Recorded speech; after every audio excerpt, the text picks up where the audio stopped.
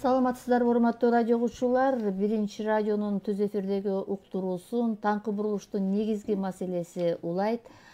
Студияда Таалайгүл Чабдарова жана Таалайгүл Сыдыкбекова, ал эми режиссердук пультта Чынара Асылбекова. Социалдык тармактарга биздин программаны жайылтып жаткан Азиз Чокморов бар. Урматтуу радио угармандар, саламатсыздарбы? Өзүңүздөргө белгилүү болгондой, биздин жаңы конституциябызга Курултай институту кирген. Элдик Курултай институту ал кандай болушу керек деген талкуу көптөн бери жүрүп келет. Элдик Курултай жөнүндөгү мыйзам долбоору дагы учурда сунушталууда.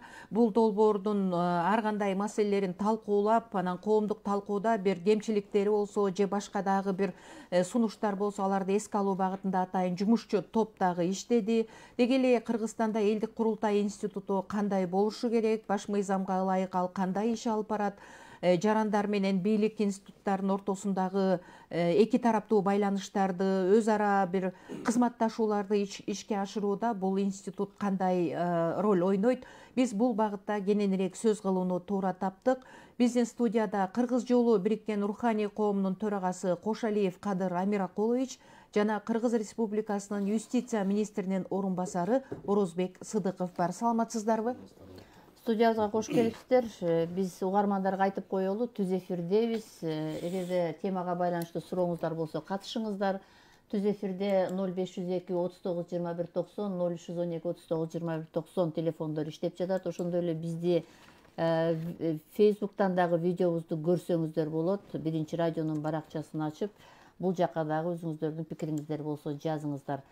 Анда угармандар бизге кошулганчакты биз сурообузду баштай берели. Мынакей кесиптешим айтып кетти.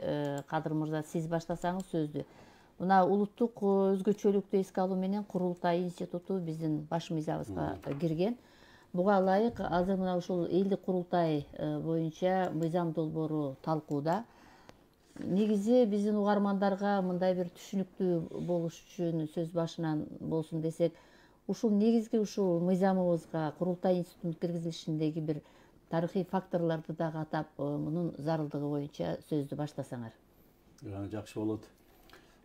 Коомчулук жакшы билгендей, бул маселе акыркы жылдары такай системдүү көтөрүлүп келди. Буга чейинки бийлик деле бул маселеден кыйга өтө алган жок. Ар кайсы форматта, ошол Аскар Кайыптын учурунда, Бакиевдин учурунда, Атамбаевдин учурунда деле ар кандай курултайлар өтүп келди да. Бирок ошону мындай өздөрүнүн бийлигин бекемдөө максатында колдонгон менен, бирок ал институтту мындай бир тарыхый жөрөлгүлөрү менен зарылчылыкка жараша аны мыйзамдаштырууга келгенде ошону аягына чыгарышкан жок. Мына акыркы жылдары ушуга кайра кайрылып, өткөн жылы жаңы конституция кабыл алынганда бир топ беренелерде улуттук баалуулуктарды юридикалык тил менен киргизүү мүмкүнчүлүгү болду. Ошонун ичинде 7-чи берене бүтүндөй толугу менен элдик Курултайга арналган да. Демек, ошо жаңы конституцияга ылайык конституциялык мыйзамды кабыл алуу зарылчылыгы бар болчу. Президенттин 8 февралдагы буйругунун негизинде жумушчу топ түзүлүп, 11 киши 20 күндөй убакыт иштедик. Ал жерде тажрыйбалуу юристтер Курманбек Осмонов, Чолпон Куларабаев, мына бүгүн катышып отурган юстиция министринин орун-басары Ороз мырза, анан улуттук дөөлөт мурастарды жакшы түшүнгөн Түгөлбай Казаков, Баяз Турал сыяктуу инсандар болушту. Ал мыйзамдын долбоору азыр президенттин сайтында илинип турат, коомдук талкууда. Анан эмне зарылчылыгы деген мына сиздин сурооңузга кайрылып кыска жооп берсем, мындай экен да, бүгүнкү күндө могу ааламдашуу, глобализация деген көп нерсени ачыктап койду да. Баягы адам укугу, демократия деген сөздөр бул кайсы бир деңгээлде саясий декларация экендигин мына Украинадагы согуш айкындады. Демек, мындай учурда ар бир эл, ар бир улут өзүнүн улуттук иденттүүлүгүнүн негизинде өз жолу менен өнүгүш керек деген маселе бүгүнкү күндө кайрадан күн тартибине коюлду. Бул дүйнөлүк масштабтан алганда да. Мисалы, Европанын өнүккөн өлкөлөрүнүн дээрлик баарында Король институту бар бүгүн деле. Же болбосо Япондордо император деген институт бүгүн деле жашап атат. Ал ошол эл менен бийликтин ортосундагы мындай биримдиктин символу катары жашап атат. Алар эски деп туруп аны жоюп салышкан жок. Биздин кээ бир оппоненттер ушу курултай аксакалдар институтун көтөрсөк, бизди артка тартып атасыңар дешчү да, бирок акыркы мезгилде андай дешпей калды. Себеби бул зарыл экенин турмушубуз ырастап баштады да. Ошондуктан элдик курултай институтун мындай эл менен бийликтин ортосундагы көпүрө сыяктуу, адилеттиктин, элдик бийликтин кепилдиги форматында мындай бир коомду руханий, адеп ахлактык, идеологиялык багытындагы ой сунуш кеңештерди концепция, багыттама, мыйзам иретинде, долбоор иретинде коомго сунуштоо мүмкүнчүлүгү берилди да. Ал жерде чындап эле айтылып атат, курултайга мыйзам демилгелөө укугу да берилди.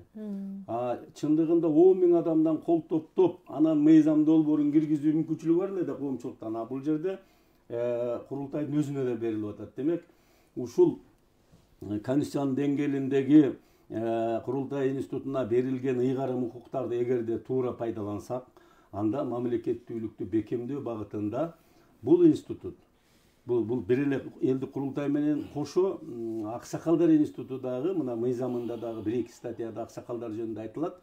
Экөө бирге ишке ашып жаткандыгы менен өзгөчө.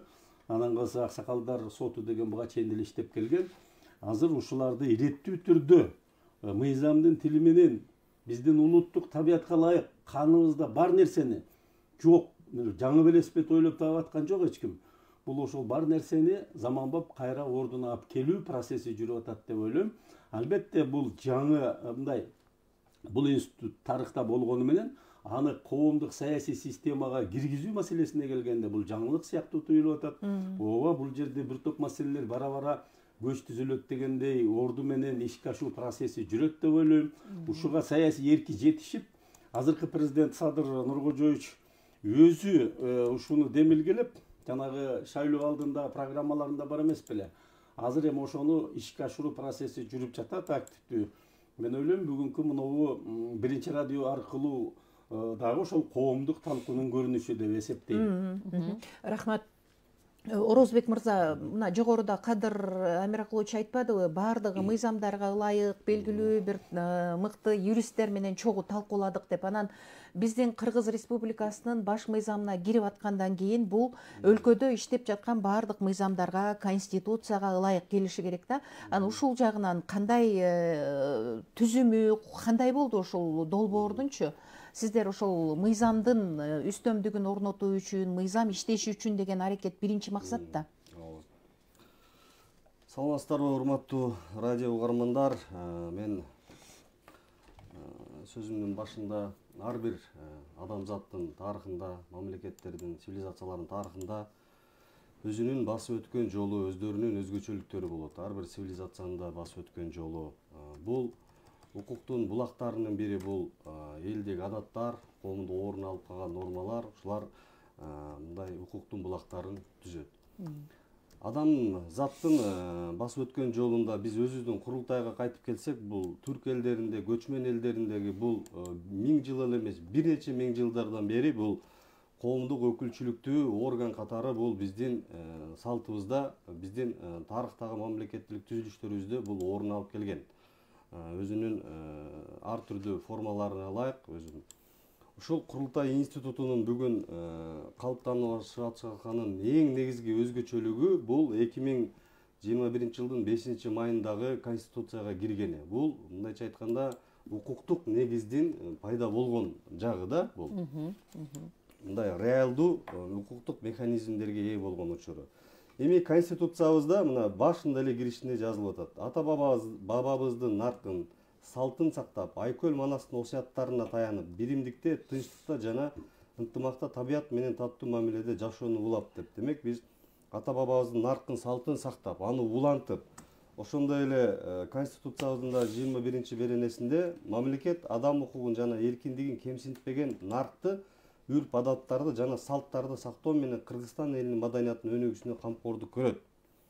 Жана мамлекет Кыргызстан элинин тарыхый, материалдык жана руханий мурастарын коргойт деп, мындай ушул элдик курултайдын ушул негизги укуктук жагын түзүп келет. Андан сырткарыда 7 беренеде элдик курултайга өзүнчө токтолуп, элдик курултай бул коомдук өкүлчүлүктүү жыйын катары ал кеңешүүчү, байкоочу жана коомдук өнүгүү багыттары боюнча сунуштамаларды берүүчү орган болду. Мына 2022 жылдын 8 февралындагы Кыргыз Республикасынын президентинин 15 буйругуна ылайык жумушчу топ түзүлгөн. Ошол жумушчу топко ар кандай эксперттерди, мамлекеттик өкүлдөрдү тартууга укук берилип, Юстиция министрлигинен биз кошулуп, бул агайлар менен жанагай атын атап өтүп кеткен биздин кадыр барктуу, мындай салтты түшүнгөн, нак насилди түшүнгөн агайлар менен биз бир топ отурумдарды өткөзүп, мыйзамдардын бул мыйзамды жаратууда дагы бул аябай өзүнүн усулдары, ыкмалары, өзүнүн ушул негизи конституцияга туура келишүү, адан кийинки актылар менен мындай жөнгө салуунун ыкмаларына ылайыктап механизмдерин иштеп чыгып, ар бир пункттарын талкуулап, анын ар бир жада калса бир сөзүнө дагы добуш берүү менен чечип, биз мына долбоору иштелип чыкты. Долбоору 22 статьядан турат. Бүгүнкү күндө коомдук талкууга коюлду. Ушул мына акыркы жумалары калды.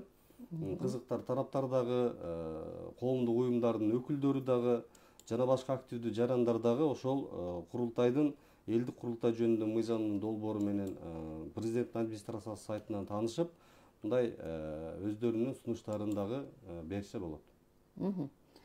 Туура, мына сиздер азыр айтып атасыздар, курултайдын ишмердүүлүгүн мындай бир өзүнчө бир мыйзам менен мындай бир туура, мындай бир шайкеш келип, баардыгы бири бирине каршы келбегендей кылып муну аныктап алыш керек депчи.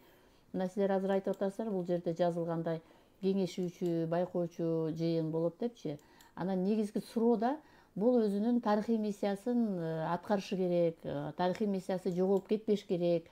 Ошон үчүн негизги баягы мамлекеттик өнүгүшүнө кандай бул салым кошо алат экен дегенде кандай сунуштар берилип атат, анан кандай жагдайлар бар? Мисалы үчүн мына сиздер айтып атасыздар, байкоочу жыйын болот деп. Кимдер байкайт? Муну алдын ала ушул курултай институтунун өкүлдөрү алдын ала аныкталмалабы бул адамдар? Буларга кимдер кирет деген майда чүйдөсүнө чейин баардыгы каралды да. Чакыруу, курултайдын чакырылышы кандай болот мисалы? Чакырылышы кандай болот? Мына башында биз карап атабыз азыр мыйзамда баягы жергиликтүү айыл аймагынын курултайы дегенге чейин бөлүнүп жүрбөйбү? Ооба. Бул курултай, элдик курултай институту өзү бир жылда бир жылдан кем эмес жыйын түрүндө өткөрүлүүчү орган. Ал эми бул сиз айткандай жанагы жергиликтүү айыл аймактардын, райондун, шаардын, облустардын, Бишкек ош шаарларынын өзүнүн жергиликтүү жамааттык курултайлары болот. Ал жерге ошол жерде туруктуу жашаган, же ошол жерде кыймылсыз мүлкү бар, ошол жерде ошол коомдук мүчөлүк өзүнүн ниеттүүлүгүн билдирип, ошол мүчө болом деп активдүү жарандар катышалат. Жергиликтүү жамааттын курултайлары ошол өздөрүнүн өкүлчүлүктөрүн, делегаттарын шайлоо менен, бул жерде мен делегаттардын сандарын айтып кетсек, бул ошол айыл аймактардан, райондук шаарлардан, областтардан 2000-ге чейинки мүчөлөр болгон учурда 50-дөн 100 делегат, 2000-ден 5000-ге чейинки мүчөлөр болгон учурда 150-ден 200 делегат, 10.000-ден 30.000-ге чейинкиден 200-ден 250-ге чейин делегат, 30.000-ден ашкан учурларда 300 делегат, Ош шаарынан 400 делегат, Бишкек шаарынан 500 делегат. Булар ушул жергиликтүү жамааттын курултайлары өздөрү жыйындарын жергиликтүү деңгээлде өткөзүп, жергиликтүү коомдоштуруктар менен биргеликте, жергиликтүү кеңештин өкүлдөрү менен биргеликте, жергиликтүү бийликтин өкүлдөрү менен биргеликте өткөзүп, өздөрү ушул элдик курултайдынга өкүлдөрүн жиберишет. Элдик курултай бул ушул өкүлчүлүктү орган. Андан башкары бул жерге коомдук бирикмелерден дагы бул илим билим чөйрөсүнөн, кесиптик бирликтердин өкүлдөрүнөн жана башка коомдук уюмдардан дагы делегаттар келип катышат дагы. Алар ошол жерде өткөзүшүп, күн тартибинде койгон маселелерди карап, сунуштарды дагы берет.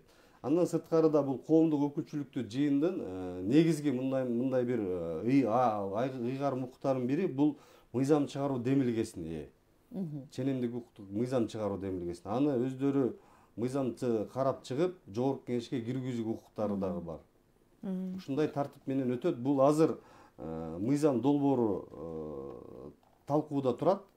Бул дагы бир мындай башкача сунуштар менен болсо болгондуктан бул дагы мыйзам кабыл алынганга чейин бул жогорку кеңеште да каралат. Мындайча айтканда баягы өзүнүн бышып жетилүүчү процесстерине келүүчү мындай учур болот, өтүп атабыз да.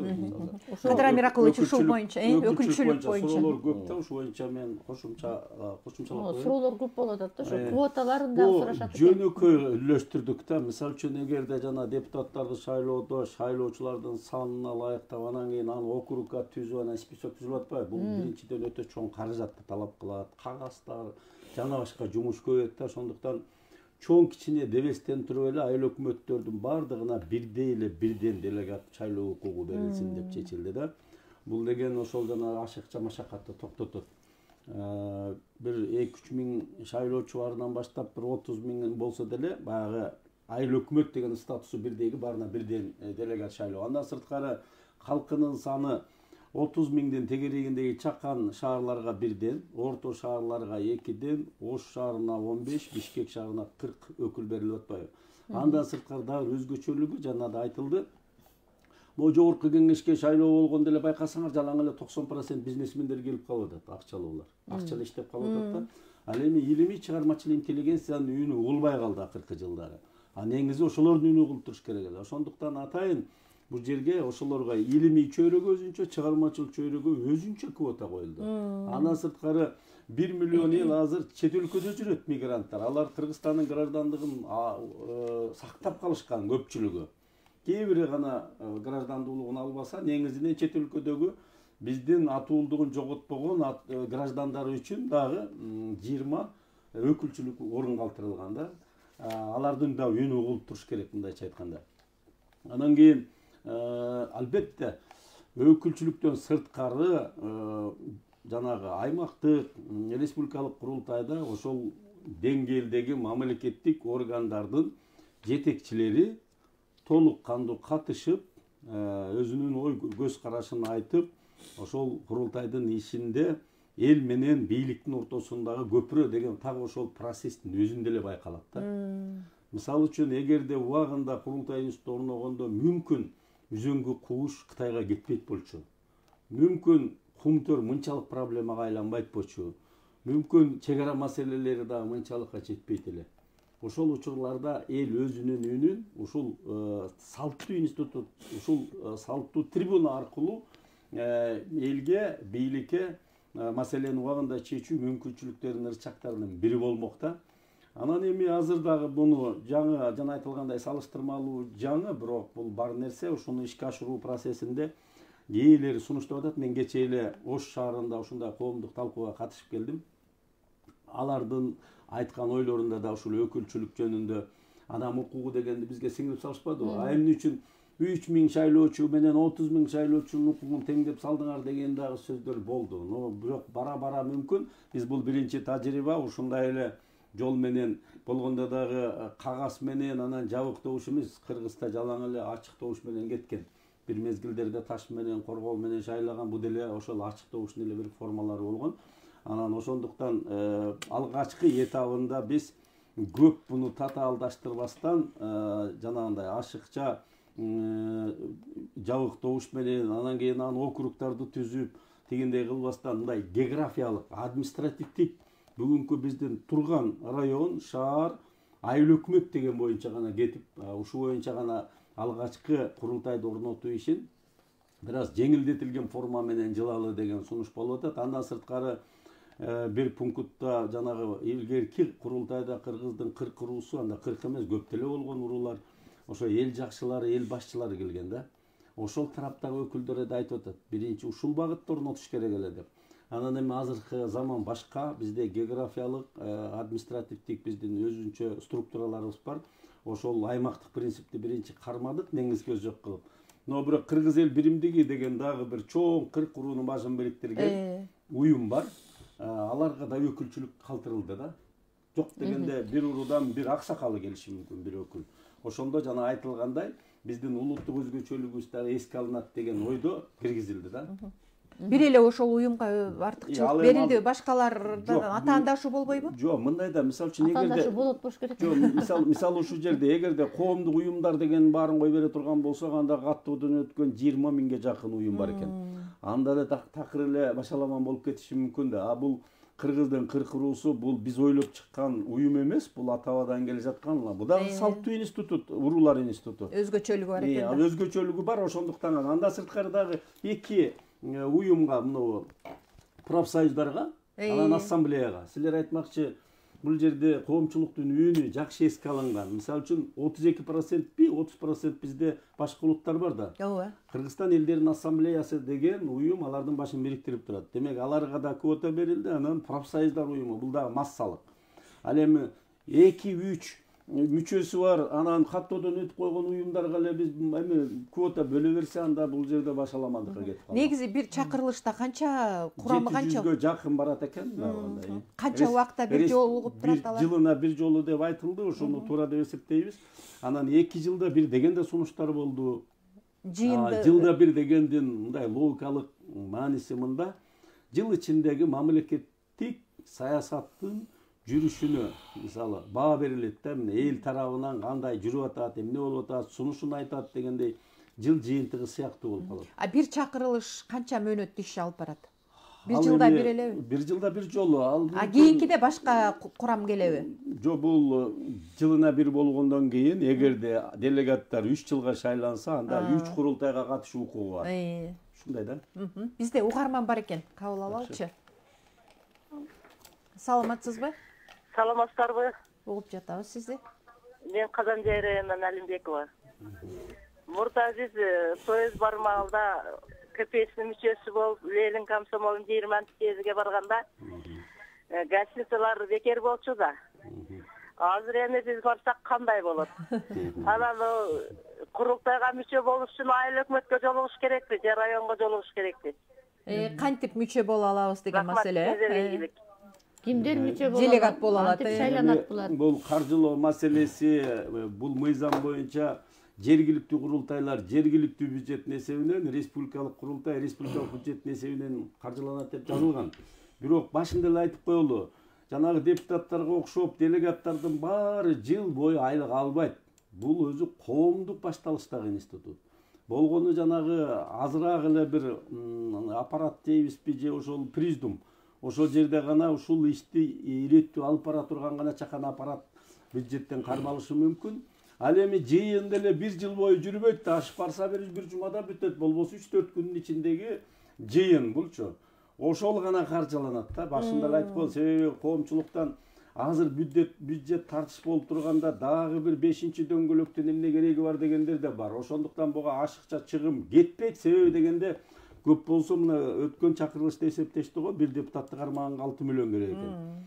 Демек көп болсо бир 5 депутатты кармаганга кеткен чыгым ушул целый бир институтты кармаганга кетти.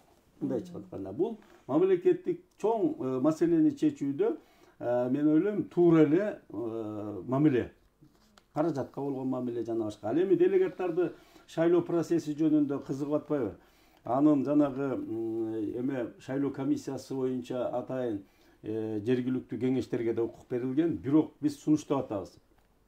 Бул жаңы нерсе болгондуктан президенттин указы менен ушул мыйзам чыккандан кийин элдик курултайды орнотуу боюнча убактылуу комиссия сыяктуу бир структура туруктуу иштесе деген сунуш кетип атат. Бул жерде деле ошол курултайды уюштуруу комитети деген бар да, комиссиясы деген. Ошол комиссия бул уюштуруу, делегаттарды шайлоо жана башка укуктук, философиялык, элдик иштерди жүргүзө турган эң алгачкы курултай баса белгилеш керек. Бул президенттин демилгеси менен кетип аткандан кийин жанагы комиссияны дайындоо, ишке ашыруу биринчи курултайда бүтүндөй президенттин демилгеси менен кетмей болду. Себеби дегенде бул өзү президент аркылуу демилгеленип ишке ашып аткан процесс кетип атат. Ал эми экинчи курултай андан ары бул институт орногондон кийин өздөрүнүн жана президиум деген туруктуу иштеген өздөрүнүн структурасы алып бара турган ченемди киргиздик да. Ал өзгөрүлбөй турган курамбы? Жок, алар бир курултайдын чакырылышы келгенден кийин анын негизги жетекчилигинде анда деле албетте жаңы шайлоо менен алар жетекчилик алмашат. Бирок туруктуу адистер бар да, юристтер бар. Ошол жерде аппарат, жогорку кеңештин деле аппаратында туруктуу иштеген, жыл бою, бир канча жылдар бою иштеген адистер бар. Ошондой мындай орто звенодогу адистер туруктуу иштеши мүмкүн, но бирок жетекчилик деген бар да, жетекчилик алмашыш керек. ооба ооба. Бизде дагы угарман бар экен, кабыл алабыз. Саламатсызбы? Саламатсыздарбы? Каныбек Мырзаханов Канчарынан. Саламатсызбы? Талайгүл Сыдыкбекова, абдан жакшы суроолорду берип атасыңар, бирок Кадыр ага жооп бере алган жок. Кадыр баягы мындан 30 жыл сөйлөгөн сөздүн кайрылыгы айтылып атат да. Кадыр мырза, мынакей заман өзгөрүп атат. Өзгөрүп көрүп атасыңар, дүйдө чоң өзгөрүүлөр болуп атат да. Анан биздин мына сиз эмебиз дагы конституция өзгөрүп, система да өзгөрдү да. А бул курултайыңар башында биз эгемендеп алганда, ал анда десене керек эле. Биз жаңы мамлекет түзгөнбүз, кандай болобуз, эмне болобуз, эл айтсын деп ошондой нерселер болгондо. Анан ошо курултайлардын жыйынтыгы эмне менен бүткөнүн биз билебиз го. 3 революция менен бүттү да. Анан эми ошо курултайга жамал дагы эле ошону айтып атасыңар. Мындайда Кадыр мырза, мына сиздин айтып аткандарга мен каршы эмесмин. Бирок мамлекеттин өнүгүшүнө бут тосуп атпайсыңарбы? Качан биз жыйындарды токтотуп, ушундай курултайларды токтотуп ишке өтөбүз? Мен силерге каршы эмес. Мына муфтият деген бар биздечи. Муфтий бар. Жана сиз башында айтып кеткен сөзүңүзгө айтып атганда, императорлор бар, королдор бар деп туура. Силер да ханды шайлагыла. Силер да ошол жанагы маданият министри менен бирге иштегиле. Кыргыздын баалыктарын, ада салттарын дагы башка. Сен 2 саат токтобой манатчыдан катып айтасың андай нерселерди. Ошол жерде иштегиле. Жылга бир жыл эмес, 365 күн иштегиле. Бирок мамлекеттин өсүп, өнүгүшүнө өзгөрдүн ошонтип жардамыңарды бергиле да. Анан элдин башына айлантып, мына азыр мына көрдүңөр, мына чалды силерге бериличиле. Мына мен ошого делегат болгом, ошондо гостиница бекер эле депчи. Мен билем да Кадыр мырза, жалаң жанагы эле эмелер келишет да, баягы кошоматчылар келет да, айылдарда, шаарларда иштебей атпайбы башкалар. Айыл өкмөтү бар, шаар муфтияты бар. Ушундай нерселерди эми айта берсе көп. Рахмат. Сизге. Мен макул. Рахмат Каныбек агай, сизге дагы. Каныбек ага дейм аты дейм. Туура мындай бир кооптонууга шарт болуп калды да 30 жылдан беричи. 30 жылдан бери. Анан мындай болду да, баягы бүткүл дүйнөлүк кыргыздардын курултайы менимче аябай жакшы өткөн, ал элдин духун, демин көтөргөн да. Анан ошо курултай деген маселени, бул жанагы жүрүш, революция, митинг деген пикетке караганда бул курултай десең элдин жанында, канында бар нерсе экен деп туруп, анан ошону саясатчылар жанагы оппозициясы да курултай өткөрө баштады. Бийликте тургандары жанагы ассамблеяны жаманып алып туруп, чогултуп алып туруп, өзүнүн бийлигин бекемдеш үчүн гана өткөрүп атты да, туурабы? Биз айтып аттык, биздин кыймылдын бир өзгөчөлүгү ушул болуп атты. Силер аны колдонбой, кайра ошону өзүнүн статусу менен элдик бийликтин, адилеттиктин кепилдиги катары биринчи мыйзамдуу аны орноткула биринчи. Анан укук милдеттер так болгондон кийин ошону мамлекеттик кызыкчылыкка анан пайдалангыла. Силер оппозицияларда, бийлик тарабыңарда буну өзүңөргө пайдаланып атпайсыңарбы деп айтып келдим мен 30 жыл. Мен эмес, биз менен бирге жүргөн миңдеген адамдар да бул жерде. Мен бирин айтсам, бири таарынып калышы мүмкүн. Эмне деген гана аксакалдар менен жүрдүк биз. Азыр деле туура бул айтып аткан биздин мекендештин бир жери менен макулмун. Сүйлөшүп, дагы эле жыйын өткөрүп отура бербей иштешибиз керек деген жери туура. Бул маселе мындай да, курултай деген бир жылда бир жолу өтөт. Ал бир 3-4 күндүн ичинде айтчу сөзүн айтып коюп тарап кетет, айлык албайт, жерде өзүнүн ишин жасай берет. Но бирок бизде азыр ошол эл менен бийликтин ортосунда ажырым дагы эле келе атпайбы? Бүгүнкү чейин бар да ушул маселе. Анан элдин биз баардык конституция мыйзамдарыбызга элдик бийлик деп жазып койгонбуз. Кандай элдик бийлик? Вообще дүйнөдө 200 мамлекетте деле баарына жазылган элдик бийлик деп. Дүйнөлүк масштабта деле бул маселе толук чечилген эмес. Мүмкүн дүйнөдө салыштырмалуу саны аз, байыркы цивилизациянын өкүлү, бүгүн мамлекеттүүлүгүн кармап турган ушул көчмөн цивилизацияны бүгүн да баалуулуктарын кармап келген кыргыз сыяктуу элде чыныгы элдик бийлик орношу мүмкүн. Даже мына Кытайларда бүткүл Кытай жыйыны деген бар. Анан Кытай эл республикасы деп жазылып турат ошон үчүн. Эл деген сөздү Атайы кошкон, элдик бийлик бар бизде деп. Бирок аларда деле толук кандуу орногон эмес. Ошол Кытай эл республикасынын төрагасын бүтүндөй 1,5 миллиард Кытай шайлабайт. Карагыла болбосо түзүлүшүн. Ошол бүткүл Кытай жыйын эле шайлайт. А биз болсо келечекте курултай президенти шайлайт десек эле кез чалкасынан кетет. Ошо Кытайлар көчмөндөрдөн алган. Бизден алган ошону. Мындайча айтканда, мындай чочулабаш керек. Керек болсо биз конституцияга киргизип атканда бунун укук милдеттерин тарыхый вазифасы боюнча, статусу боюнча толук кандуу киргизе алган жокпуз. Каршылыктар аябай көп болду. Сизге окшогон пикирлер айтылып келет. Келечекте бирок бул өзүнүн ордуна келгенден кийин ошондо айтасыздар. Демек, кыргыз өзүнүн бир жок болбой, эл катары, мамлекет катары сакталып келген институту ошол аксакалдар, курултай, уруулар институту, анан үй бүлө институту. Биз бүгүн да ушул 4 институтту сактап калышыбыз керек.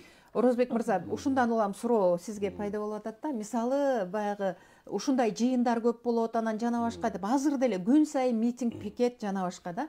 Ишке тоскоол болбосун, өнүгөлү деп атпайбы? Анан ушул мыйзам долбоордо мамлекеттик түзүмдөр, мамлекеттик структуралар менен өз ара кызматташуусу, алар менен өз ара алака катыш мамилеси кандай каралган? Ооба, туура. Бул жерде азыр мына эгемендүүлүк алгандан берки бул элдик курултайдын эң өзгөчөлүгү, мен жана сөзүмдүн башында белгилегенде, бул бүгүн баш мыйзамга отуруп, бул конституциялык орган болуп кирип атат. Бул өзүнчө 7-беренеде көрсөтүлүпчү. А буга чейинки курултайлар өтүп келген, бул ага айтканда, бирок алар эч кандай конституцияда көрсөтүлгөн эмес. Элдик демилгелер менен. Демилге менен бир уюштуруу механизмдери аныкталган эмес. Азыр эми биз мыйзам долбоорун жазып атканда бул конкреттүү азыр делегаттардын санын кимдер боло алат, кандай боло алат деп жаздык мына. Мен азыр механизмдерине ошон токтолуп кетсем, 21 жашка толгон жаран элдик курултайга делегат болуп келе алат. Ал 3 жылга шайланат. Баякындай ошол бир эле адам келип же коомдук жанагы сын пикирлер болсо, балким бул мөөнөт дагы азайышы мүмкүн. Балким бир жолу делегат болгон адам кийинкисине же дагы бир через боло турган жагдай каралышы мүмкүн. Бул мыйзамдын азыр долбоору да бул. Долбоору. Жогорку кеңеште да каралат, анан талкууланат, кабыл алынат дегендей. Андан сырткары бул элдик курултайга делегаттар мамлекеттик муниципалдык кызматчылар боло албайт. Жергиликтүү кеңештин депутаттары жана жогорку кеңештин депутаттары боло албайт.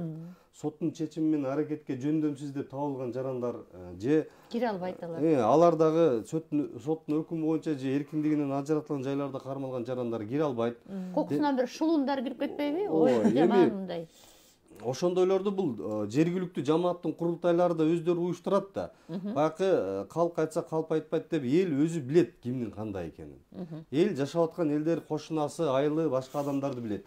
Ушул эл деле мындай өзүнүн сезимталдуулугун көрсөтүп, өздөрүнүн өкүлдөрүн шайлап атканда, мындай калыс, өзүнүн туура сөзүн айта турган адамдарды бир көрсөтүш керек да. Ошол өкүлдөр келе турган. Анан бул жерде негизги элдик курултайдын ыйгарым укуктары боюнча маселелерге токтолсок, бул мыйзам укугун ишке ашырат деп айттык. Андан сырткары Кыргыз Республикасынын президентинин кайрылууларын, Кыргыз Республикасынын жогорку кеңешинин төрагасынын, министрлер кабинетинин төрагасынын, Кыргыз Республикасынын министрлер кабинетинин мүчөлөрүнүн, тиешелүү мамлекеттик органдардын жана башка мамлекеттик органдардын жетекчилеринин баяндамаларын угат. Жана Кыргыз Республикасынын президентинин, жогорку кеңештин төрагасынын, Кыргыз Республикасынын министрлер кабинети сунушу боюнча мамлекеттик жана коомдук маанидеги башка маанилүү маселелерди карайт, талкуулайт.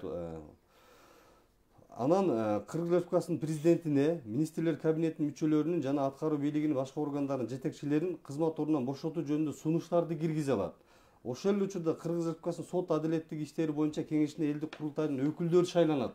Мындайча айтканда, реалдуу ыйгарым укуктар берип каралып атпайбы бул мыйзам мененчи? Андан сырткары Конституциябыздын 70-беренесинде дагы президент өзүнүн демилгеси же жогорку кеңештин элдик курултайдын сунушун эске алуу менен министрлер кабинетинин мүчөлөрүнүн жана аткаруу бийлигинин башка органдарынын жетекчилерин мыйзамга ылайык кызматтан бошотот деп жазып атат.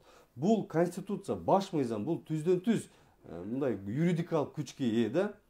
Ошол ушундай бул мындай юридикалык бул механизмдери бул жерге жазылып камтылып атат да. Мындай жөн эле бир мындай сөз айтып кое турган же бир келип кеңешпе талкуулап кое турган эмес. Бул мындай күн тартибинде коюлган маселелер боюнча ошол көпчүлүк добуш менен кабыл алынат. Анан бул жерде жана жараныбыздын айткандары дагы мындай кайталанган органдар бул туруктуу иштөөчү ушул орган эмес. Бир жылда бир топтолуучу бул жыйын да. Бул орган деп атат. Ал жерде эми президиум деген бар. Эми президиумдун саны, анын ыйгармуктары ошол курултайдын алгачкы отурумунда регламент менен бекитилет. А калган органдар, мисалы курултайдын катчылыгы, редакциялык комиссиясы, эсептөө комиссиясы бул ошол жыйын болгон учурда булар айлык алып же бир отура турган орган эмес деп жазылганда алар буларчы ишин президиум болсо ишти уюштуруу, ошол жыйындарды алып баруучу орган туруктуучу. Бул жада калса бул юридикалык жактагы эмес булчу. Бул коомдук жыйын катары түзүлүп аткан мамлекеттик орган да. Ошон үчүн азыр бул жерде айтылган же теледен, радиодон угуп аткан жарандар дагы азырынча мында коомдук талкуу бүтө элек, дагы бир жумадай сунуштарын алар деле берсе болот экен. Албетте, рабочий топко, ошон үчүн коомдук талкууда жумушчу топко эми бир канча кишилер кирди. Жумушчу топко бардыгы кире албаса деле, бирок ар бир Кыргызстандын жараны бул эле мыйзам эмес, башка мыйзамдарга дагы ошол коом талкуу деген сайтка кирип, президент администрациясы сайтына кирип, ошол жерде сунуш пикирлерди кабыл алуучу жооптуу кызматкердин телефону, уюлдук телефону, анын электрондук кат куржуну жазылган. Бул мыйзамдын долбоору орус жана кыргыз тилинде бар. Карап чыгып, сунуштарын берип жазсын. Бул мындай коомдук талкуунун принципи, бул мамлекеттик деңгээлдеги да талкууда. Бул активдүүлүгүн көрсөтүп, сунуштарын берсе, кийин жогорку кеңешке барганда ал жерден депутаттарыбыз берет. Бул мындай мыйзам ошондо бышып жетилип бул кабыл алыныш керек деп иштейт. Негизги максат ушундай. Мен эл ичинде талкуудан улам көбүрөөк көтөрүлгөн маселелер жөнүндө кошумчалап кетейин деп атам да. Мына тарыхта Курултай институтун Баяз Турал жазып чыкты да, тарыхта кандай болгон. Шумер цивилизациясынан эле башталган экен. Бул жамааттык эл башкаруу институту. Андан гун элдеринде болгон. Yani Türk sivilizasyasında mesele жоқ, мына Чыңгыз хан жана башка дегендей. Кече жакында эле мына Памирлик кыргыздар Рахманкулду хан шайлаганда биринчи эл ичинен аксакалдар элгеп чыгып бирдекеге жарай турган тири карак балдар ушу жарайт деп. Анан элге салып курултай аркылуу чечишкен. Мына Рахманкул хан жаман хан болду. Эл ыйлап атпайбы бир дайым эле элдин башында хандарга, бийликтер, башка бийликтер жетекчиликке эме болот экен, проблема түзөт экен деп элге мүмкүнчүлүк берип атса, Рахманкул ханды кетирбей эл ыйлап атат, мисалы үчүн да. Бул деген ошо эл менен бийлик бир болуп калган белги да, эл өзү шайлаган үчүн дегендей да. Эми ошол тарыхый маалыматтарга таянып туруп, чоюнун мен дайым айтып келем. Но курултай боюнча бир канча ар кандай пикирлер бар. Ошонун алгылыктуу, бирок өтпөй калса дагы кээ бир жакшы пикирлерди айта жүрөм да. Мына Чоюн Өмүралиевдин вариантында мындай деп атат. Тарыхта бийлик эл бир болгон, бир бүтүн болгон, кийин бөлүп салышты мына батышчылдар. Бөлүп алды, башкара бер деген кийин келди. Ошондуктан мамлекеттик бийликтин башында турган адамдар өзүнүн кызматы боюнча курултайдын толук кандуу делегаты болуп, добуш берип, чечимге катышыш керек дейт. Бул бир жагынан туура коюлуп атат маселе. Бирок акыркы жылдардагы бийлик менен элдин ортосундагы ажырым күчөп, ишеним болбой калгандыктан элди көзөмөл керек дегенден улам биз азыр мындай жолго кетип атабыз. Түпкүлүгүндө Чоюн Өмүралиевдин айтып атканында чындык бар. Ошол бийлик башындагылар өзүнүн ыйгарым укугу менен түздөн түз делегат укугу болуш керек. Мүмкүн ал кийин бара түздөлөттүр. Бул тарыхта ошондой болгон. Элестетип көргүлө, Чыңгыз хан өзүнүн добушу менен добушу жок курултайда отурганын, же Манас ата. Мындайча айтканда азыр биз ошондой эме кесип атабыз да. Но мүмкүн бул курултай толук кандуу орногондон кийин, эл ушуну түшүнгөндөн кийин, эл менен бийликтин ортосунда мындай бекем биримдик орногондон кийин бул өзүнөн өзү ордуна келет. Экинчи маселе эл тарабынан өкүлдөрдү шайлоодо дейт, биз азыр дейт жогорку кеңешке мына шайлай албай атабыз дейт. Дагы эле бизнесмендер, дагы эле ОПГлар аралашып келип калып атат. Каяктан гарантия бересиңер? Бу жерде деле ошондой болушу жана деле суроо берилбеди. Ошон үчүн өкүлчүлүктү тандоодо биринчиден критерийлер да бекемдеш керек экен, өтө катуу. Экинчиден өкүлчүлүктү кайра чакыртып алуу ырычагын өтө катуу болуш керек. Мен ушул жерде эл көп айтып атат ушуну. ушу келечекте жанагы аксакалдар институтуна кирип атат да. Аксакалдар менен жана мандатный комиссия деген бар. Ошол экөөнүн сунушу менен эгерде түрдүү жол менен бир ОПГнын жети ылайыксыз адам шайланып келип калса, ошону курултайга коюп эле курултайдын чечими менен кайра ошо шайлап жөнөткөн элди уяткарып туруп, ай силер кимди жөнөткөнсүңөр деп керек болсо. Бул өзү жанагы элди уят намыска чакырган институт деп атпаймынбы? Ошентип 1-2 жолу инцидент кылгандан кийин эле ошол эл дагы нормальный адамын шайлап жөнөтүп калат. Ушинтип эле ордуна алып келсе болот. Алгачкы жылдары мүмкүн аралашышы мүмкүн. Но бара суу тунугандай эле бул маселе ордуна келет деп ойлойм. Акыркы пилот мындай сунуштар айтылып атат, Талайгүл айым. Туура жанагы элдерде эле ушул орнотуу процессинде бул чоң маселе болгондуктан ошону этабы менен жүргүзбөйсүңөрбү? Бул да элден түшүп атат да. Пилоттук негизде. Мисалы үчүн бир жакшы даярдыгы бар областты, районду, шаарды, айыл өкмөттү алып алып, анан ошол жердеги тажрыйбаны көрүп, 1-2 жыл ошол жерди көргөндөн анан ошону эле жалпы республикага жайылтсаңар кандай болот? Бу да элде акыл кенч элдин ичинде. Буну да карап көрүш керек. Рахмат, дагы суроо бар, угабыз азыр. Саламатсызбы? Саламат, мен кайра Каныбек агай. Кыргыла берем азыр, өзүм муну Кадырды угуп атамды. Мен айтпадымбы, Кадыр менен Манасчыны угуп койсоң Кадыр жеңип кетет азыр депчи. Анан кийин айтып атпаймынбы, Кадыр, ай, сенин кесибиң журналист. Мындайда мен жана силерге айтып атам. Мына бизде муфтияттагы өзүнчө барып турабы, мамлекеттин ишине киришпейт, өзүнүн саясатын жүргүзүп, аз көрүп атасың элдин башына айландырган. Силер да ошонун бир түрүсүңөр. Мен айтып атам, мен силер коом түзгүлө, хан шайлагыла. Ono şerde 365 gün jana aytып аткан тарыхыңды айткының. Азыр мамлекеттин өсүгөн үчүн парка коюп койгула. Силерден пайда жок. Эгерде отчет алгыңар келсе, депутат болуп шайланып кел, жана аксакалдарды айтып атасың. Аксакалдар шайлоолорду өздөрүн көрсөт атат. Мен да аксакалмын, ай, мен уялып жүрөм аксакал. Уатасың Кадыр, ай, силерди азыр жек көрүп атат. Башты айландырып бүттүңөр. Азыр мына президенттен отчет атасыңар. Силер азыркы президентке силер баа бере аласыңарбы? Баа бере албайсыңар. Жанагы отырган, жанында отырган зам министр сүйлөп атат. Просто ал силерге каршы айта албайт. Ал чиновник. Эгерде силер жакпаса, силер акасы кызматтан алып койгонго чейин укуңар бар экен. Башында болсо жөнөкөй эле рекомендательный деп аттыңар эле. Жок, сиз кечирмес, мен өзүңүз кыска дедиңиз, түшүндүрдүм, мен жооп берейин сизге. Сиз биринчиден конституцияны окуп аптырсыз, экинчиден бул мыйзамды да окуй эле экенсиз. Конституция боюнча да, бул мыйзам боюнча дагы бул элдик курултай институту коомдук институт катары кирди. Отчет алуу, көзөмөл дегенде албетте эл ичинде айтылып келген, андай укукту тиги конституцияда дагы, мыйзамда дагы көпчүлүк добуш менен сиз айтмакчы, ошол бийликке эч кандай тоскоол болбой турган, тек гана өзүнүн ой сунушун айта турган форматта гана кирди. Сиз биринчиден конституцияны, мыйзамды жакшылап окуп алып, анан ушунча миллиондогон элдин алдында мага көп кине койбой, өзүңүз бир аз маалыматыңыз так болгондон кийин анан суроону так бериңиз. Ал эми бул институттун ишке ашышы боюнча да биз коомчулукта идеяны айтып келатабыз, бул жаңылык киргизген жокпуз, бар нерсени көтөрүп атабыз. Бирок азыркы президент Садыр Нуркожоевич өзү президенттик шайлоого аттанганда 4-5 маселени көтөргөн. Ошонун бири курултай болчу. Ошондо айткан, өзү айткан, мен керек болсо ушул элдик курултай институтун орнотом, мен өзүм баш болуп отчет берем деген сөздөрү YouTube'да турат. Угуп койсоңуз болот. Биз азыр мына конституциянын чегинен чыкпай, мыйзамдын чегинде коомду ошо сиз айтмакчы тоскоол болбой, коомдук пикир түзүү максатында элдин ичиндеги көйгөйлөрдү бийликке жеткирип туруу коомдук институттун деңгээлинде гана сөз болуп атат. Биринчиден сиз маалыматыңыз толук эмес экен, кечирип коюңуз. Орозбек мырза, чын эле ошончолук полномочия алып алдыбы? Бул Каныбек агайды биринчиде уктук. Экинчисине да мен да кошумчалап коеюн. Биринчиден Каныбек агай бул Кыргыз Республикасынын конституциянын биринчи беренесинде жазылып турат. Кыргыз Республикасы көз карандысыз, эгемен, демократиялык, унитардык, укуктук, светтик жана социалдык мамлекет деп.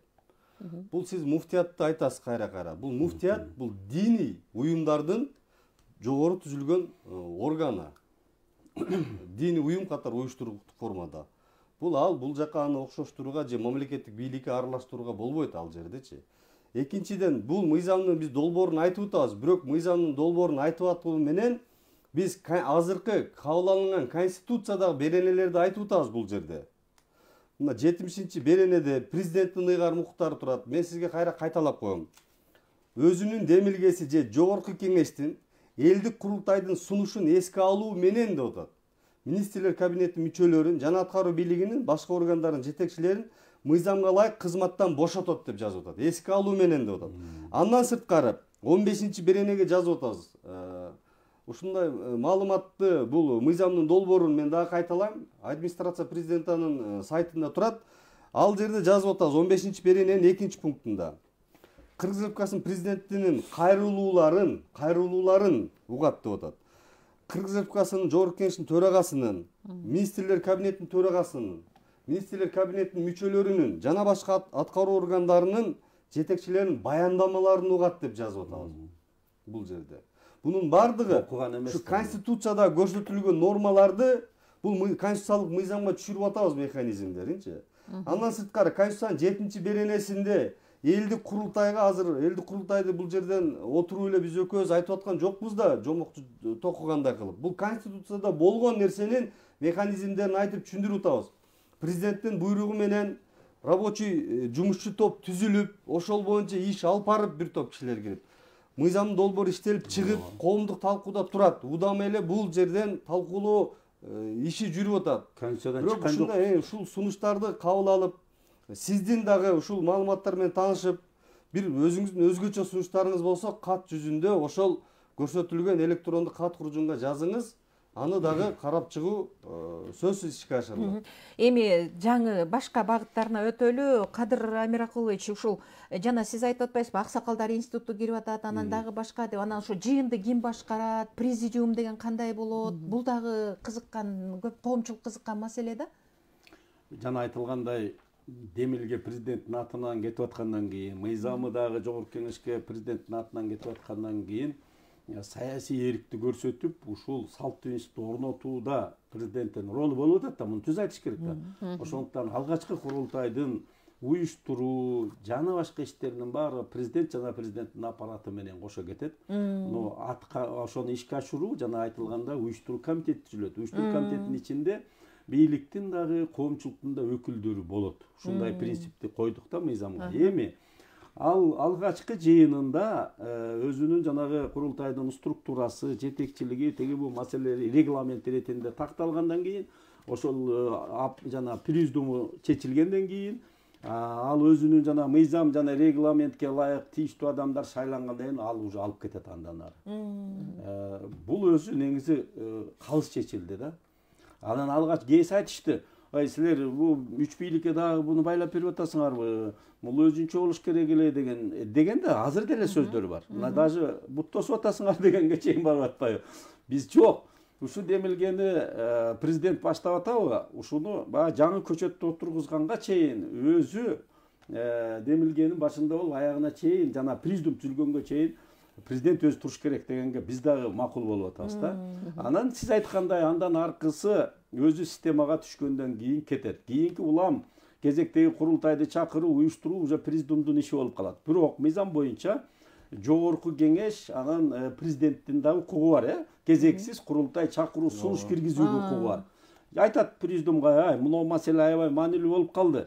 Курултайда бир карап оюңарды айткыла деп президент сунуш кылышы мүмкүн, президиум чакыра берет. Бирок биринчи курултай жөнүндөгүгө биз да макул болдук.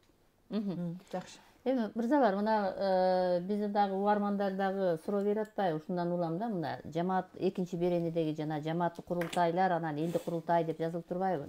Негизи баягы курултай институтунун мындай бир аброюн түшүрүбөш үчүн мына жеринде баягы уюштуруп аткандар дагы так мыйзам менен иш алып барыш керек да. Ошон үчүн дагы сиздер тараптан ушул мыйзамдар мындай бир так баардык мындай бир туура мындай бир иштелип чыгыш керек да. Анан кийин жанагындай бир сунуш аз эле күн калды болуш керек. 1 ай эле коюлат да коомдук талкууга, Мына 10 күн калды. Ошого чейин дагы мындай бир балким талкууну күчөтүп, баягы элдин дагы кандайдыр айта турган сөздөрү болсо, аларды дагы эске алып, анан айтсаңар, Кадыр мырза, негизи ушул курултайдын аброюн түшүрүп ийбеш эмнеге көз каранды? Мисалы үчүн биз азыр көп айтабыз. Калктын билимин дагы көтөрүш керек, коомду тартипке келтириш керек. Жанагындай бир коом дагы өзү мындай бир нерсени тандаганда, шайлаганда, алардын дагы мындай бир туура мындай бир көз карашты, баягы мамлекеттик мамлекеттин өнүгүшүнө, мамлекеттин саясатына туура келгендей жагдайды тандаш керек депчи. Ушундай нерселерди кантип булар мисалы үчүн жамааттык курултайлар ушуларды кантип эске алат деген чоң суроо бар да. Эгерде биринчи адам өлкөнүн башчысы президент конституция боюнча да ошол адамдан өтө канчалык даяр деген суроо ошол адамга байланыштуу бардыгы да. Мына ошол маселени түшүнгөн үчүн демилгелеп алып баратат азыркы президент да. Демек, бул институтту мамлекет үчүн, эл үчүн иштетем деген эме көз караш президенттин өзүндө болсо, анда бул институтту дискредитация эч ким кыла албайт. Эгерде аны баягы түшүнүп түшүнбөй туура эмес рельске коюп, кош бийликти жаратуу багытка алып кетүүгө, мисалы үчүн да ушундай да сөздөр айтылды да, бул ага кыргыз коому жол бербейт. Кыргыз баары саясатчы. Мен ойлойм, бул жерде көбүрөөк ушул азыркы президенттин көз карашына, позициясына, ушул курултайга карата өзүнүн сый урматына керек болсо түшүнүүсүнө жараша бул биринчи фактор. Демек, азыркы президенттин курултайга карата көзү түз болгон үчүн ушуну орнотуу аракетин жүргүзүп атат. Бул фактор жакшы жагына кетип атат. Экинчи маселе, элдин өзү. Туура эл бул жерде өзүнүн бийлик жүргүзүүдө трибуна катары мүмкүнчүлүк түзүп аткандан кийин буну туура колдонуш керек. Туура колдонуу деген дагы эле жанагындай делегаттарды туура шайлаш керек. Анан аны тиги жамааттык курултайдан баштап республикалык трибунага чейин аны мамлекеттик кызыкчылыкка иштетиш керек. Таасирин күчөтүшүбүз керек да курултай институтунун. Анын кадыр баркын, аброюн. Эми биз ошон үчүн мунун чечимдери ары каттап суу кечпесе, анда баягы Афганистан менен Түркмөнстандагы кол чаап туруп тарап кеткен патхалимдердин жыйыны болуп калат деп күрөштүк. Албетте статусу, анын чечимдери аткарылыш керек, мындай болуш керек деген чечимдерди, сунуштарды көп эле киргиздик. Мен ойлойм, азыркы деле мынау мыйзам боюнча деле курултайдын орношу бул чоң коомдук саясий түзүлүштү өзгөрүүнү алып келет. Элементарный эле. Республикалык элдик курултайда баланча жөнүндө сөз болуптур. Анын ишмердүүлүгүнө начар баа берилиптир деген сөз эле канчалык чоң удар болот. Мына саңат результат да, мына орусча айтмаган кезде түшүнбөйбүз го. Анан бул өзү ошо сиз айтмакчы ошол абройлуу институтка айлангандан кийин ал сен конституцияда анын укугу тиги буусуна карабай ошол чындыкты айтып туруп элге иштей баштаса ошол институт, ошол жердеги айтылган сөздүн бардыгы Кудайдын сөзүнө айланат, мындайча айтканда. Президенттин ишмердүүлүгүнө эгерде туура кетип атса, эл колдоп баштайт. Эл менен бийликтин ортосунда биримдик ошол жерде пайда болот. Мындан чочулабаш керек. Бирок ошол эле учурда Кадыр мырза, Орозбек мырза, ошол курултайдын принциптери, курултайга чогулган жарандардын калыстыгы, адилеттиги деген да маселе бар да. Ал жөн эле ошол чогулуп алып, элдин саясий деңгээли менимче кичине өсүп атабыз го деп ойлойм. Анан кайсы бир жагынан артка да кетип атабыз. Аны мен көп эле айтып келатам.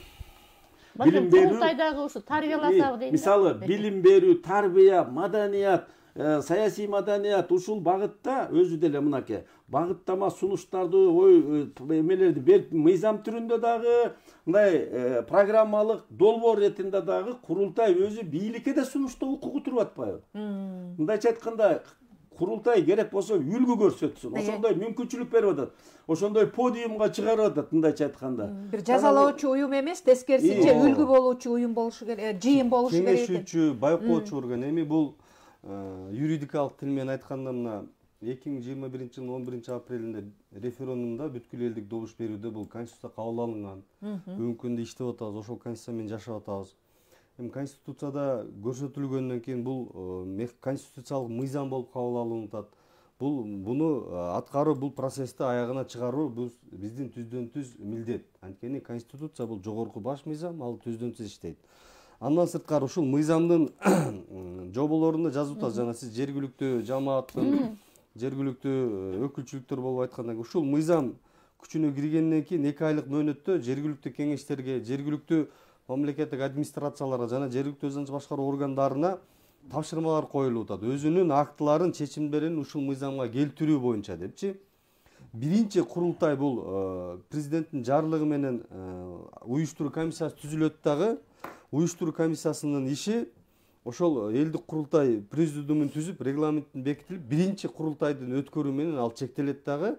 Мындан нары бул коом элдик курултай, коомдук өкүлчүлүктүү жыйын. Ошол бекитилген регламентке ылайык, ушул мыйзамга ылайык өзүнүн ишин жүргүзүп баштайт. Ал эми байкы өкүлчүлүктөрдүн неме мындай кээ бир кооптонуулар жанагындай деген эми бул адамдардын ошол жергиликтүү элдердин жанагы сөзүмдө белгилегендей бул мындай канчалык адамгерчиликтүү бир нырабалык алыс адамдарды бир өздөрүнүн көрсөтүү бул ал жогорку элдик курултайдын президиумунун ыйгарым кирбейт. Ал же башка бир мамлекеттик органдардын ыйгарым кирбейт бул мыйзам боюнча. Ошол жергиликтүү жамааттын мүчөлөрүнүн ошол өкүлчүлүктүү делегаттар көрсөтүүнүн өздөрүнүн ыйгарым кирет. Кандай делегат шайласа ошондой болот. Кимди шайлат, өздөрүнүн жергиликтүү деңгээлде өзүнүн жыйындарын өткөзүп, чечимдери менен сунуштап алар жөнөтөт да. Өйдөдөн ылдый эмес, ылдыйдан жогору көзгө келет да. Төмөндөн жогору. Анан ошол күн тартибинде коюлуучу маселелер сунушталат, бул башка маселелерди карат. Ал эми мыйзам демилгелөө боюнча байкы бул чектелүү дагы жок. Мисалы конституцияда мыйзам демилгелөө кээ бир органдарынын өзүнүн карамагына тийиштүүлүгүнө жараша мыйзамдар. А бул учурда бул жалпы мамлекет тийиштүү мыйзамдарды сунуштайт. Биринчиден жумушчу топторду түзөт, адистерден, эксперттерден мүчөгө киргизет, мамлекеттик органдар менен макулдашат, коомдук талкууну жүргүзүшөт, анан жогорку кеңешке киргизет. Демек, мындайча айтканда, делегаттарда же элдердин бир мүдөлөр сунуштарында дагы бир кандайдыр бир мыйзамды өзгөртүү болсо, же бир кандайдыр бир мыйзамды кабыл алса, ушул бир жакшы жагдайга алып келет эле деген бир муктаждыктарга дагы бул киргизүү механизмдерин биз бул жака кантип кетип атабыз да. Бул ошол мыйзамды демилгелөө укугу дагы бул чоң укуктардын бири, ыйгарым укуктардын. Бул конституцияда көрсөтүлүп атат да. А бирок жанагы мындай көз караш менен караганда бул мыйзамды дагы иштетүү ошол жоопкерчиликтүү адамдардын дагы канчалык ошол мыйзамды иштетүү, ошону түз ишке ашыруу боюнча анын адамдын өзүнүн көз карашы кандай, ошонун багытына жараша дагы ишке ашыруу боюнча дагы бул мындай зарыл нерселер да. И ошол эле учурда жергиликтүү жамааттын дагы көрсөткөн адамдарынын дагы ошол сунуштарын, алардын үндөрүн, ошол коомдук өкүлчүлүктүү жалпы элдик курултайдын жыйынында ошону угузуу, жеткизүү ошол механизмин бул жерге жумушчу топ, эксперттер камтып өтүштү. Эми коомдук талкуунун жыйынтыгы менен дагы сунуштар эске алынып, бул дагы мындай бир өзгөртүү толуктоого келиши мүмкүн да. Буга жергиликтүү бийлик өкүлдөрү дагы мындай бир олуттуу мамиле кылышы керек да. Алар деген мына эл менен жакын болом десе, элдин арасында көйгөйдү мындай бир башкачараак чечип алам десе, буга өзгөчө мамиле өтүш керек. Жок, жергиликтүү бийликтин өкүлдөрү делегат болуп келе албайт, жергиликтүү жамааттын өкүлдөрү келет. Ошол жергиликтүү жамаат коомдоштурууда алар ошол коомдоштурууда чечүү процесстерине катышат. Бирок көзөмтүз кийинки киши да албайт да. Чаржайт болуп кетпеш керек да. Баары эле мен барам дей бериш. Туура айтып атат. Бул жерде бийлик, оппозиция, анан жергиликтүү айыл өкмөт, аким, губернатор, анан тиги дебей бул бир эл үчүн керектүү бир институтту жалпылап орнотуп атабыз да. Буга салым кошуш керек. Туура айтып атат Таалай Булайым. Жоопкерчилик менен караш керек бул ишке. Анан өзү деле жыйынтыкталып калды окшойт. Ушул биринчи радиого рахмат. Биз бир саат бою Ороз Илим экөөбүз мындай илимий практикалык конференция сыяктуу эле болду. Жанагы Каныбек мырзага да рахмат. Себеби сизге окшогон суроо берген адамдар да бир топ. Ошол сиздин сурооңузга жооп берип жатып, мен ойлойм миңдеген адамдарга жооп берип алдык. Сизге рахмат. Бул эми талкуудагы убакыт бар, эл активдүү катышып, ой сунуштарын мына азыр долбоор кезинде киргизсин, макул. Рахмат. Урматтуу радио угармандар, биз элдик курултай жөнүндөгү мыйзам долбоорун талкууладык. Биздин уктурууга Кыргыз жолу коомунун төрагасы Кошалиев Кадыр Амиракулович жана Кыргыз Республикасынын юстиция министринин орун басары Орозбек Сыдыков катышты. Сиздерге ыраазычылык билдиребиз. Ишиңиздер ийгиликтүү болсун. Түз эфирде Таалайгүл Чабдарова, Таалайгүл Сыдыкбекова, Чынар Асылбекова жана Азиз Чокморов иштедик. Саламатта калыңыздар. Рахмат.